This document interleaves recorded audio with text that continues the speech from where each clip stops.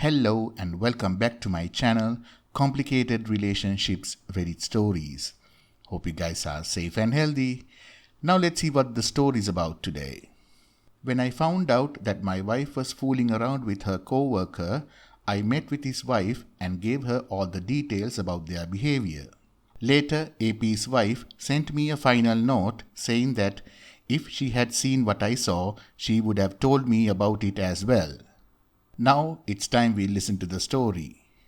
Also, if you like what I do, please give this video a thumbs up and do subscribe to the channel. Me and my wife are in our late 30s, and we have been married for 12 years, together for 16. We met in college. We have a 6-year-old. We have been saving since forever, and we bought our first house last year. Things have been rocky, but we've managed to have a long-lasting relationship.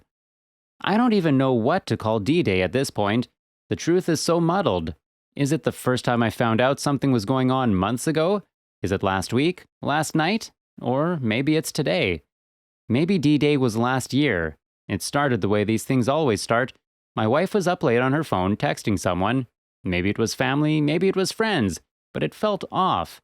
She had been very protective and secretive of her phone, but I had an opportunity and I took it while she was in the shower. She had been flirting semi-brazenly with her coworker. I don't know how else to describe it. You could tell it was a new friendship, but she was being bold, much bolder than I'm used to from her, and a little sexual. Now the wife said she didn't think she did anything wrong, it was just a coworker. She was mad at OP for snooping. A week later, as she's getting ready in the morning, she leaves her phone on the nightstand, locked. But a notification pops up from Jack at 5 in the morning. I don't want to wake up my son, so I don't confront her. I'm bad at confrontations anyways. I talked to my therapist about it that afternoon. He says I need to confront her about it and ask her what's going on. She gets home, I ask her to see her phone. She says no and says she has a right to privacy. I ask her if she's been talking to him. She says he's messaged her maybe 2 or 3 times. I insist on seeing it. She tells me I'm imagining things and I need to get help to get over this. I tell her that's fine, I will seek help for this after I see her phone. Finally, she relents. 2 or 3 times is 50 to 100 messages over the last 2 weeks, but they seem innocuous enough, but still, she lied about them. We go to counseling, and he laid out a plan for reconciliation, but required her to cut communication with him and a commitment to take divorce off the table from me. Now the wife said she doesn't like the counselor anymore, so they never go back again.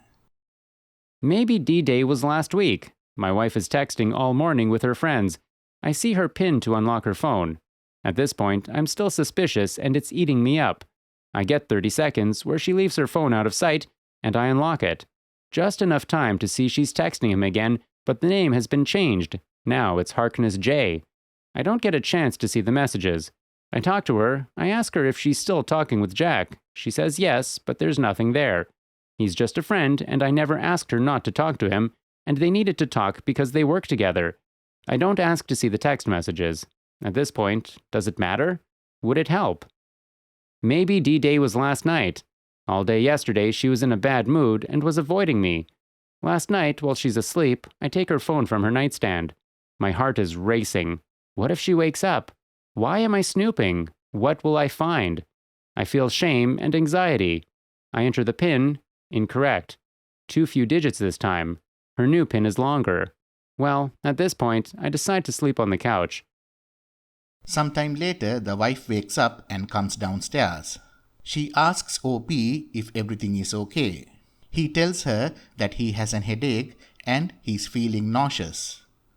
She asks me if I have a fever, if I have COVID. I assure her I don't, just a sinus headache. She asks me to come up to bed and asks me to tell her what's wrong. I tell her I think she's having an affair. She says she would never do that. She asks if this is about that other guy. I ask her why she flirts with him. She says because it's fun. That's where it ends. My headache gets the best of me, and I tell her I want to sleep. Or maybe, I guess today is D-Day. I'm so tired, emotionally and physically. I'm tired of the leaky faucet of trickle truth. I'm tired of the cell phone nuclear football. I'm tired of being paranoid and knowing I'm always just half right and come away feeling like an a-hole. I don't know what to say when she gets home. I'm terrible at confrontations and just want to end this nightmare. Now here is the first update. I sat my wife down and explained to her that at this point I'm ready to move on and I want a divorce. She told me that this thing with her coworker was nothing and this is a ridiculous thing to want a divorce over. She offered to show me the text messages between them and I accepted, but I was skeptical. It's so easy now to delete messages if they aren't actual SMS messages sent from the carrier. The messages I saw were tame, but still not appropriate. She messaged him repeatedly, he flirted relentlessly over innocuous things. At one point on Thanksgiving Day, she said, "The turkey is in the oven," and he replied, "That's so hot." Another time, a week ago, she texted him around bedtime saying that she was going to have another drink because it had been a long day for her, and he replied, "I am so turned on right now." OP's frustrated because he feels like he's in a weird limbo right now. There's definitely proof of inappropriate behaviors there. She's been hiding this relationship, gaslighting me, but what I've seen isn't necessarily a smoking gun. The texts are inappropriate, but not conclusively sexual, and also don't make sense in context, unless he's just a weird pervert.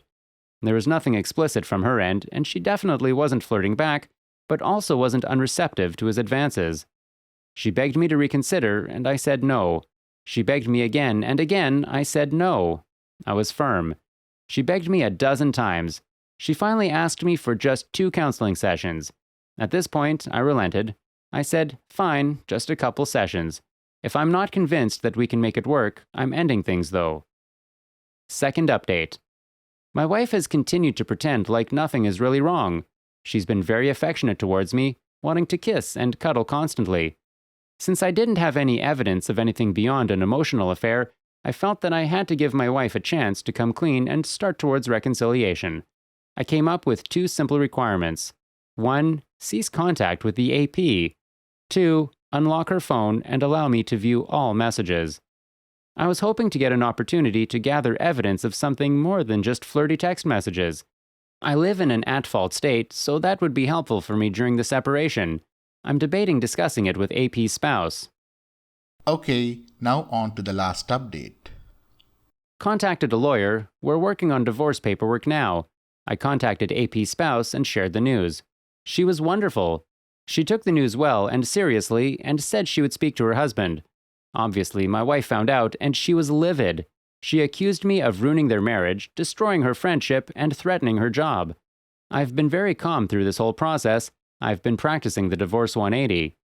She's come home from work sobbing, saying that there are rumors going around at work, and she blames me for that, even though I haven't told anyone at her job. If there are rumors, they're coming from AP. She told me that she spoke with AP and that they're going to reconcile their marriage and be all right. She asked me not to speak to the spouse again. Now that they are fully on board the divorce train, she becomes petty and vindictive. She calls me lazy, apathetic, and a liar. She tells me she's the only one who really cared in the marriage and that she feels like I'm a monster for breaking up AP's marriage, which contradicts her earlier claim. AP's spouse had sent me one final note saying, "If I had seen what you saw, I would have told you as well. You don't need to apologize for anything."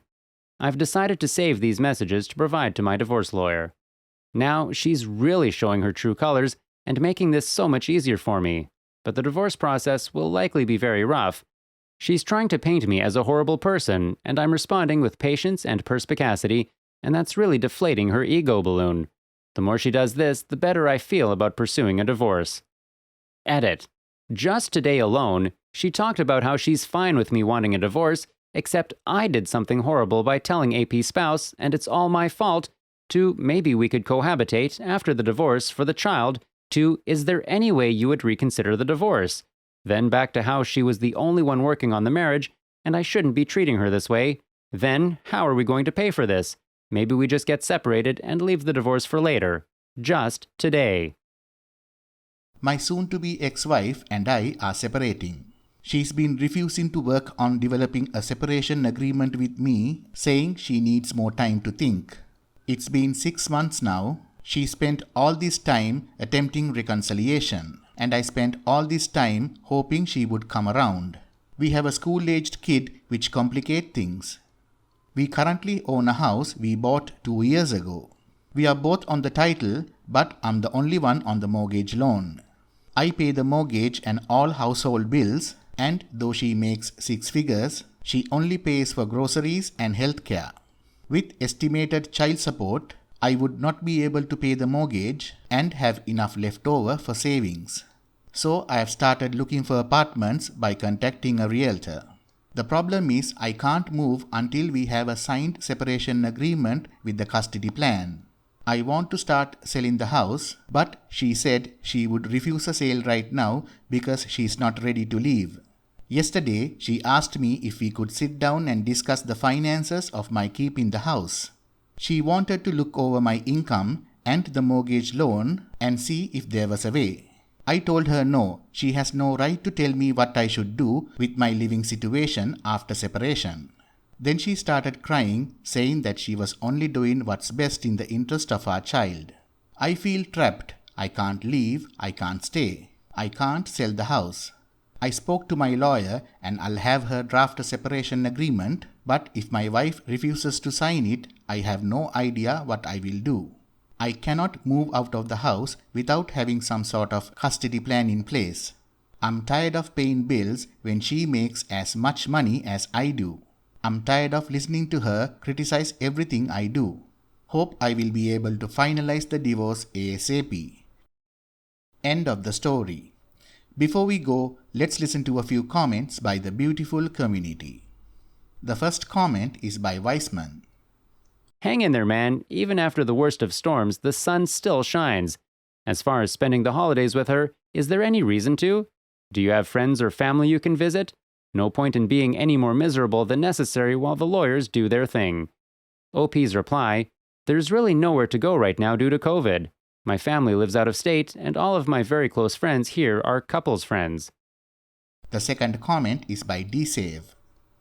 From your edit, it's clear AP has dropped her and she is panicking, but she obviously has no real remorse. Stay the course. OP's reply, oh, absolutely. She told me the other day that I ruined 2 marriages, her career, and a friendship. The friendship being the AP. Third comment is by Manuel23. She is fighting hard to not let you go, but when she will get presented with papers, 2 things could happen.